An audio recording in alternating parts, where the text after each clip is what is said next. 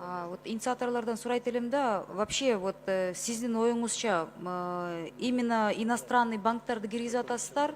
Иностранный банк подразумевается здесь банки какой страны деген мындай бир суроо берсем туура болобу? Вы же алдын ала ойлоп примерные какие-то у вас, я не знаю, там географические характеристики же уже есть. Чет элдик банктар дегенде кимдерди Подразумеваете, да? Кайсы банк? Потому что Кыргызстан и так в большом долгу перед китайскими инвесторами. Тихий экспансия деп элүү санселе недовольны болуп аткан. Бул жерден деген анан төлөй албай калат деген бир суроолор чыгып, дагы бир талкуу болбойбузбу? Кайра депутаттар деген жеңил жолун таап, готовы отдать земли деген негативный реакция болбойбу? Сиз кандай дейсиз? Кайсы банктар тактап койсоңуздар, сиздин оюңузча? Кыргызско-российский банкпы, биздин Айыл банкпы, вот прям точно можно уточнить? Чисто географически мне это интересно.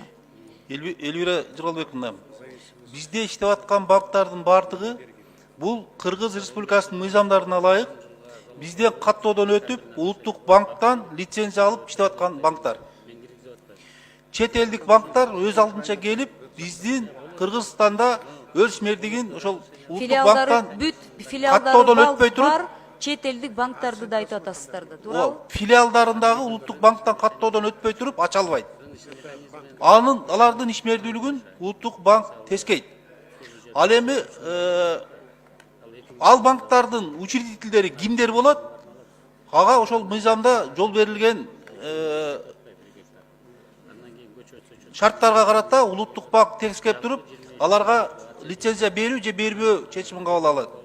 Айтмамат Кошевич. Ал эми сиз айтып аткан Кыргыз Орус өнүктүрүү фонду бул банк эмес, бул эл аралык уюм, бул фонд, анын ишмердүүлүгүн улуттук банк теске албайт. Мен эмнеге мындай суроо берип атам? Көлдө мисалы да, биздин фермерлер деп атасыздар да, картошканы планировать этип, аягында многие банкрот болуп калышты да. Минсельхоз биякта отурушат, жакшы билишет эмне жөнүндө айтып атканыңызды. Чесноктон баштап картошкага чейин. Анан ушундай ситуация кайра болуп калса, кызыл чай менен кандай бир нече жылдан бери ызы чуу болуп атабыз да. Аягында деген жерлерин да алдырып алышып, кредит да төлөй албай, анан определенный бир кайсы мамлекет жөнүндө айтып атканын жакшы түшүнүп атасыз да.